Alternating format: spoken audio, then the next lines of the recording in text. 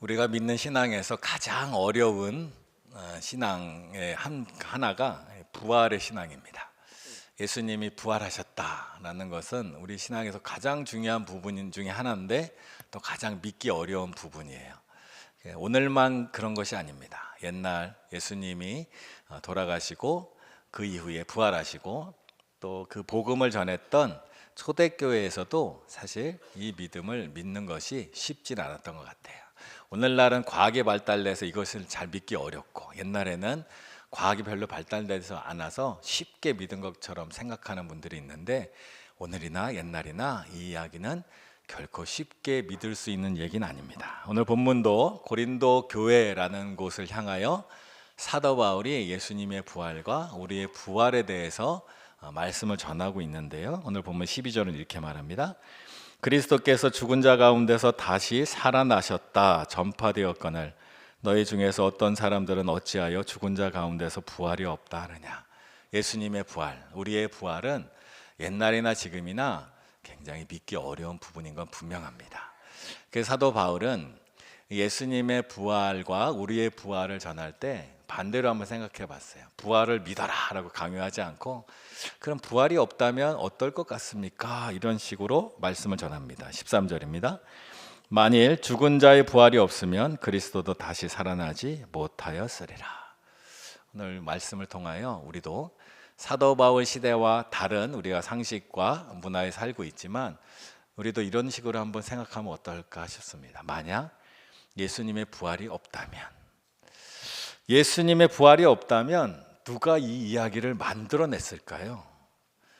그 당시에 있던 사람들 중에 혹시 로마인들이 만들었을까요? 아니면 유대인들이 만들었을까요? 아니면 예수님의 제자들이 만들었을까요? 예수님의 부활이 없는데 이 이야기를 누군가 만들어냈다면 아마 제자들이 만들어냈을 겁니다.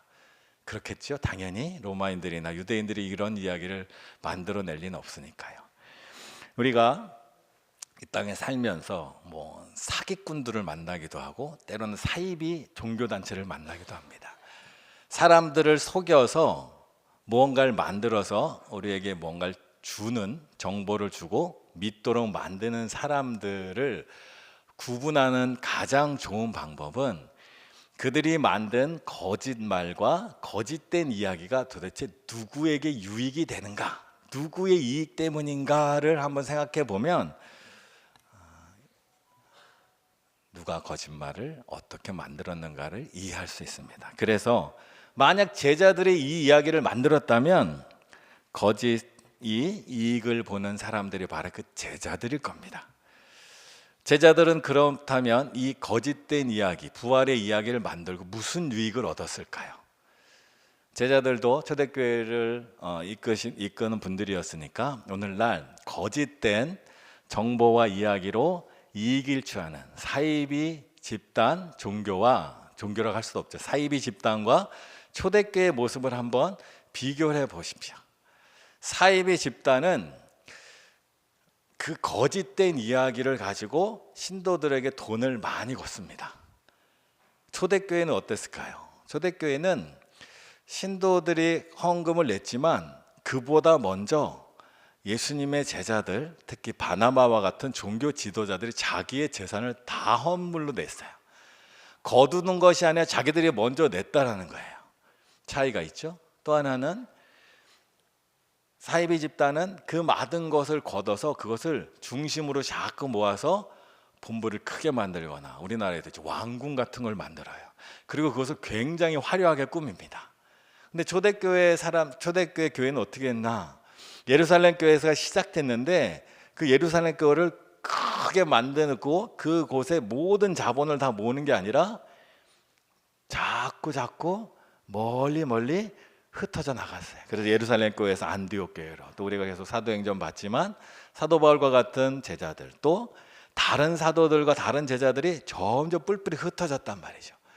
자신들의 이익을 위해서라면 모여야 됩니다.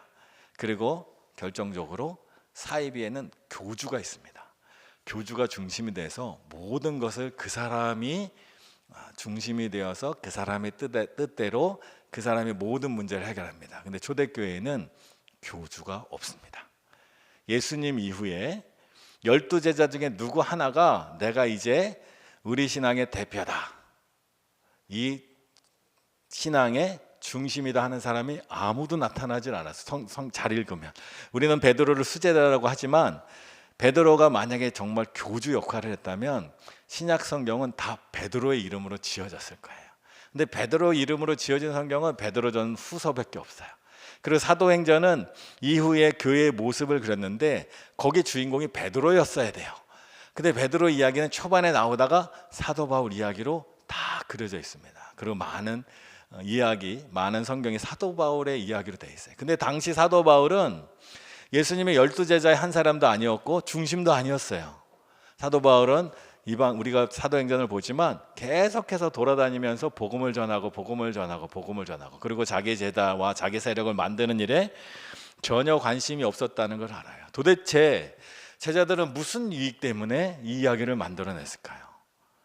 자기들한테 아무 유익이 없는 이야기예요. 심지어 사람들에게 당시에 제자들이 이런 이야기를 꾸며서 전달한다면 어떤 말들이 더 설득력이 있었을까요? 첫째는 예수님은 위대한 선지자로 유대인과 로마 총독에 의해서 억울하게 죽음당한 희생자입니다 라고 얘기하는 게 사람들에게 더 전달이 좋을까요? 아니면 예수님은 우리를 살리기 위해 십자가에 죽으시고 사흘 만에 부활하셨습니다. 어떤 이야기가 당시 사람들에게, 예수님의 부활을 전혀 모르는 사람들이 훨씬 더 전달이 잘 됐을까요?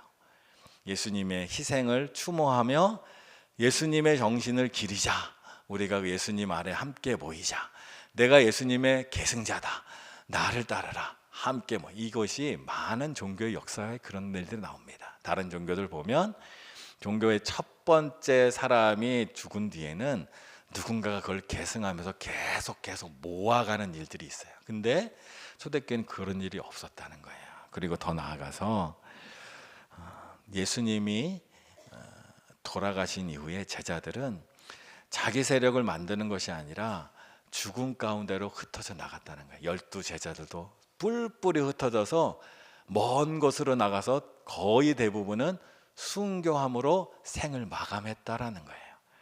어찌 이것이 거짓을 만들어낸 사람들의 행동이라고 할 수 있겠습니까? 그리고 만약 예수님이 정말로 부활이 없었다면 참으로 이해할 수 없는 초대교회의 모습들이 있어요. 그 중에 하나는 예수님을 3번이나 부인했던 베드로가 도망가서 다락방이나 골방에 숨어있던 베드로가 예수님이 부활했다는 것을 자기가 증언하는 얼마 뒤에, 한두 달 뒤에 갑자기 용감해져 갖고 공회와 사람들 앞에서 예수님의 부활을 당당하게 설교하고 있는 모습으로 변했다는 거예요. 또 하나는 유대인들, 초대교회 지도자들은 다 유대인들이에요. 그 유대인들은 성전과 안식일을 생명같이 지키는 분이에요. 안식일을 어긴다면 차라리 목숨을 내놓겠다 하는 것이 그들의 신앙의 전통이에요. 근데 그런 초대교회 유대인들이 안식일이 아닌 안식일 다음 날, 오늘날로 말하면 주일날 예배를 드리기 시작했다는 거예요. 자신의 전통을 무엇 때문에 버렸을까요? 또 하나는 아까도 말씀드렸지만 초대교회 지도자들은 자기가 만약 이 이야기를 지어냈다면 그 이야기 때문에 자기 목숨이 위험할 때 어떻게 했을까요? 다 이것은 거짓입니다 하고 돌아섰을까? 근데 자기가 지어낸 이야기로 목숨을 버렸다는 거예요. 그래서 어떤 이들은 사이비 종교 집단들 중에 집단 자살을 하는 경우가 있어요. 그런 거와 비슷하지 않을까라고 생각하는 사람들이 있어요. 근데 전혀 달라요. 사이비 집단에서 집단 자살이 일어날 때는 어떻게 일어나느냐? 자기들끼리 모여 있을 때 교주가 그들을 꼼짝달싹 못하게 한 상태에서 뭔가 독약 같은 걸 먹여서 집단 자살을 시켜요. 근데 예수님의 제자들은 모여 있지 않았어요. 그들만 있지 않았어요. 공개된 곳에 갔어요. 그 가운데 자기들이 그 얘기를 지어냈다면 사이비 집단의 사람들을 왜 그렇게 모아놨냐면 이들이 경찰서에 가거나 조사를 받거나 신문을 받으면 자기들이 무서움 때문에 자기가 믿던 믿음을 흐트러뜨릴까 봐 모아놓고 하거든요. 근데 예수님의 제자들은 뿔뿔이 흩어져서 각각 잡혀서 고문도 당하고 심지어 죽음의 위협, 실제로 죽기까지 했어요. 근데도 자기가 전하는 이야기를 바꾸지 않았어요. 자기들이 만약 그 이야기를 지어냈다면 죽음 앞에서 그럴 수 있을까요? 인생을 그 이야기의 통째로 버릴 수 있을까요? 그럴 수 없을 거예요.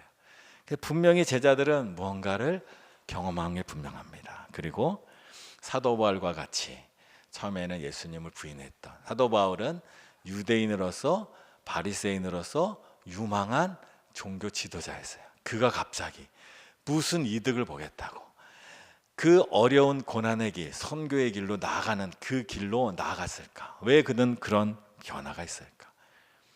이것을 한번 생각해 본다면 정말로 제자들이 예수님의 부활의 이야기를 지어냈을까? 그 외에도 많이 있지만 여기까지만 나누고자 합니다. 한번 곰곰이 한번 생각해 보실 필요가 있어요. 그리고 반대로 제자들은 예수님의 부활을 눈으로 보았고 또 예수님과 직접 대면했고 그의 목소리를 들었기 때문에 그의 삶에 완전한 변화가 일어납니다. 그리고 제자들의 변화가 우리에게 주는 메시지가 또 있습니다. 그것을 보면 첫째는 죽음이 끝이 아니다는 거예요. 죽음은 우리를 가장 두렵게 하고 무섭게 하는데 죽음이 끝이 아니에요. 그래서 더 이상 우리는 두려움과 염려 속에 살 필요가 없어요. 그래서 베드로가 두려움 속에서 도망갔던 베드로가, 예수님을 부인했던 베드로가 용감해진 거예요. 그리고 예수님이 부활하셨다는 것은 우리와 영원히 함께 하시겠다는 약속을 지키는 거예요. 그래서 더 이상 우리는 외롭고 두려워할 필요가 없어요. 그래서 제자들은 뿔뿔이 흩어져서 베드로는 베드로대로, 마가는 마가대로, 도마는 도마대로, 사도 바울은 사도 바울대로, 심지어 낯선 곳에 혼자 떨어져 가더라도 외롭고 힘든 그 여정 속에서도 담대하게 그 일을 갈 수 있었던 이유는 예수님이 함께 하셨기 때문이에요. 그리고 우리에게 예수님의 부활은 다시 한번 기회를 주는 겁니다. 베드로에게, 사도 바울에게 다시 한번 기회를 줘서 인생을 새롭게 살도록 하는 거예요. 그래서 예수님의 부활 전에 자신들이 생각했던 삶의 목적이 예수님의 부활로 바뀐 거예요. 삶의 의미가 새로워진 겁니다. 주님은 오늘도 우리에게 부활을 통하여 이런 메시지를 주고 있어요. 더 이상 두려워하지 마라. 더 이상 외로워하지 마라. 그리고 기회는 반드시 다시 주어진다. 그러니 다시 일어나라 말씀하십니다. 우리가 예수님의 부활을 믿는다는 것은 우리의 삶에 이런 모습이 나타나는 거예요.